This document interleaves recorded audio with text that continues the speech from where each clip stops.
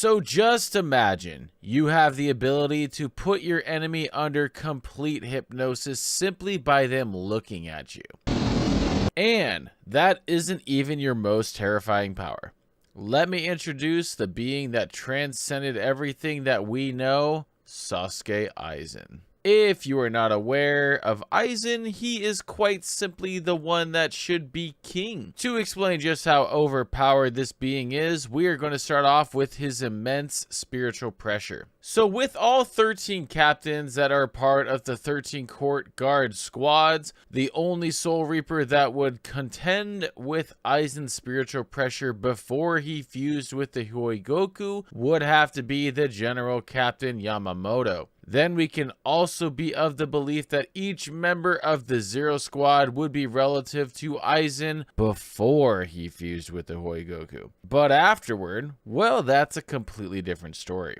Aizen's spiritual pressure was so enormous that it was noted that the Espada didn't decide to have him as their leader because of the terrifying ability of his Zanpakuto, which is complete hypnosis. It was actually because of his immense spiritual pressure. We see an example of this when Grimmjow, the 6th ranked Espada, decides that he is going to go off and face against the intruders that invaded Huacamundo, this being Ichigo and his friends to go and save Orihime. But Aizen tells him not to. Grimmjow tries to continue while disobeying Aizen, and Aizen simply starts to flex his spiritual pressure at Grimmjow, making the Sexta Espada submit to his power and back off. Keep in mind, at this point, Grimmjow has hilariously overwhelmed Ichigo at this point. One of the things that we get to keep in mind is that a weakened Ichigo was at this point noted to be at captain level spiritual pressure, back when he fought Byakuya Kuchiki. Then to take this point even further,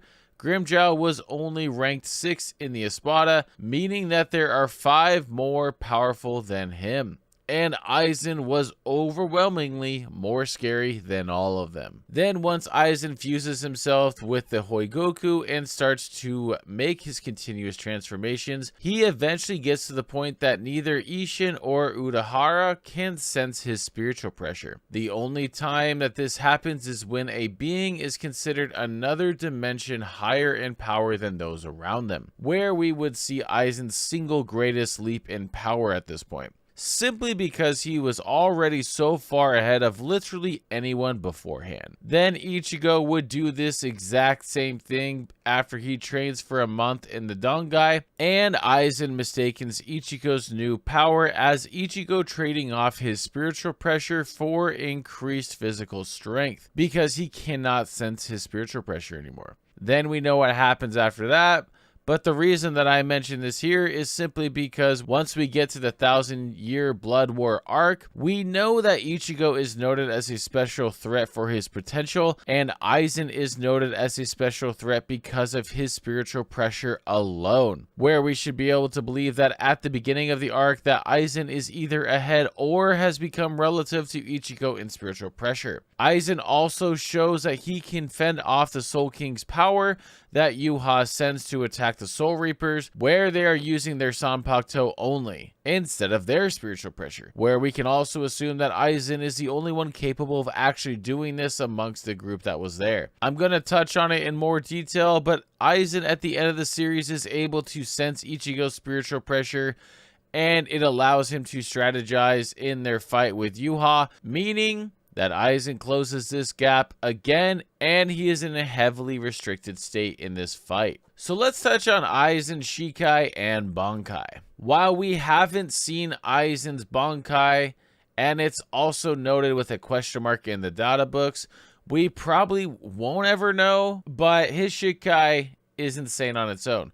Because Aizen's Shikai is so dangerous that he was able to fool the entire 13 court guard squads, old and new, and after transcending with the power of the Huigoku, he was able to take this another step further. Normally, if you hadn't seen Aizen release his Koita Suigetsu, you have a chance in that you are not under his total hypnosis ability. Then one of the counters is that if you are holding his actual sword, Aizen cannot start the hypnosis, as explained by Gin, who was Aizen's most trusted aide. More on these specific abilities when we talk about the Hoigoku, because originally Aizen had to physically show his Zanpakuto in its released state to capture others under its hypnosis, which is why Ichigo is never under its effects because he never sees it. But let's talk about Aizen's Koita Soigetsu. How long do the effects last? How are you affected? And who has shown their ability to resist it? So we do know that Aizen simply needs to show his Zanpakuto to someone and perform the release of its ability. Then, boom!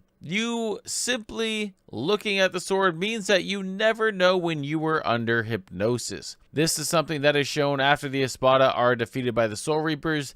Then the captains go on to attack Aizen and are of the belief that Aizen never released his Shikai ability, to which Aizen shares that they were under its influence the entire time. Another small thing about Koita Suigetsu is that Aizen's spiritual pressure does not have to reach you for the effect to start. It is very simple in that you have to see Aizen perform the hypnosis one time ever. Anytime after that, and you get to assume you were always under hypnosis. This is confirmed when Aizen is in the middle of the Soul Society and wants to send his spiritual pressure in the form of a blast at the Royal Palace. And we find out that Aizen's spiritual pressure isn't necessarily being eliminated, but the range of his ridiculous spiritual pressure is being limited with the constraints that they had put him under. But we know that Aizen was able to trick Yuha when Aizen was under even more restraints at the beginning of the 1,000-Year Blood War arc, which confirms all of this here. So let's talk about some of Aizen's abilities. And first up, we have his Kido. So the one that we have seen the most is called Hado 90, or Kiro Hitsugi, or Black Coffin, is what Aizen uses against Kumamara right after his betrayal is revealed to the Soul Society. Then Aizen would do this again after he goes through his transformations against Ichigo. When Aizen performs his Hado in this fight, he is more powerful than when he fights Kumamara, and does a full incantation on Ichigo, who swiftly destroys this with his arm. The reason that I mention this is because we know that Aizen, when heavily suppressed with the restraints that we just went over, was able to destroy hordes of the beings that were the remnants of the Soul King's power that were completely overwhelming the captains. Aizen notes that the Black Coffin Hado is a torrent of gravity that distorts space and time, kind of like a black hole, which should be realized that this is capable of distorting reality itself. Some of the items that Aizen has been known to have, whether he retrieved it or created it himself, one of them was a cloak that can block out spiritual pressure completely. He retrieved this from Urahara when they were going through the holification portion of the story, where we get to learn about Shinji and how everything panned out there. But essentially how it's explained to us, by weaving a tiny amount of Kido into its fabric, it can seal one's form as well as making the wearer indistinguishable from the environment. We see this when Aizen goes and attacks Ishin when they are attacking White, their new Arrancar that they created. We also have the negation that is created by Aizen, and he hands it out to the Espada, where we see Grimmjow use it against Ulquiorra to send him to another dimension that Ulquiorra has some trouble trying to break out of for quite some time, which allows Grimmjow to fight with Ichigo, along with Ichigo having a scuffle with Neutra, along with Ichigo having another scuffle with Yami, to eventually have Ulquiorra break out, and this was created by Aizen himself. So let's get into Aizen's speed. This is a stat that is probably underrated for Aizen, mostly because he has so many ridiculous things going for him, but we do know that Flash Step is the fastest ability that is used by Soul Reapers, and there are certain levels of skill with it, as Yorichi is nicknamed the Flash Master. So according to the series, the Espada that had the fastest Sonito was Zamari, but we should also remember how fast Ulquiorra and Stark are. Ulquiorra, with his second released form, was able to move so fast that when he started his charge at Ichigo, and Ichigo started to raise his Zanpakuto to defend, that Ulquiorra was able to not only surprise Ichigo, he was coming from a perpendicular direction and grabbed Ichigo Ichigo from the side of his face. One thing we get to keep in mind is that this isn't just fast, this is massively faster than light fast. In case you haven't seen my Ichigo video, I will explain it here too. So when Aizen and his crew are making their grand escape from the Soul Society, we see the Menos Grande send out a beam of light to protect them. At the time here, we see Yoriichi, Soifon, Hisagi, and Rengeku dodge this light, where it appears to be their base movement, but just for the sake of argument, let's highball it and say that it was a flash step instead of their base movement, which the flash step is a movement technique that the Soul Reapers use. Then we know that Ichigo at this point would be significantly faster than that, as he was able to keep up with Byakuya Kuchiki, along with dodging and attacking his Zebonon Sakura that had millions of petals flying at Ichigo. Then Aizen at this time would be able to react and catch a fatigued Ichigo with his finger. But let's keep in mind that in between the time that this happens and Ulquiorra fights Ichigo, Ichigo is able to control his hollow power to the point that he is able to use it to help him with defeating Grimmjow. So with the multipliers that Ichigo is able to obtain, the gap in speed between Ichigo and Ulquiorra, and knowing that Aizen is handedly over all of the Espada, we should be able to assume that he would easily be able to keep pace with the fastest of the Espada, which again, Ichigo was unable to keep up with Ulquiorra until White took over and showcased his Vasto Lorde form. Another note is while Aizen was in his cocooned phase with the Hoi Goku, he was facing off against Urahara, Yoriichi, and Isshin. Here, Aizen is able to outright speed blitz all of them, including Yoriichi several times. Keep in mind, Yoriichi is quite literally the fastest being that had been introduced to us in the series at this point. And again, she has the title Flash Step Master. This is also an Aizen that was in the middle of evolving, and after that evolution, it still wouldn't be his fastest. Then we get to fast forward to one of the last chapters within the manga. This is when Aizen is fighting Yuha at the peak of his power. Here, Aizen doesn't do anything related to Yuha with his speed necessarily, but with how fast Ichigo is able to travel, the fact that Aizen is able to react to Ichigo traveling through their Dongai portal that they have, and Aizen is able to ensure that he purposely starts his hypnosis before Ichigo arrives, shows that Aizen is going to be at least relative to Ichigo's speed at this point, which if you haven't seen my Ichigo video, it would be in the quadrillion miles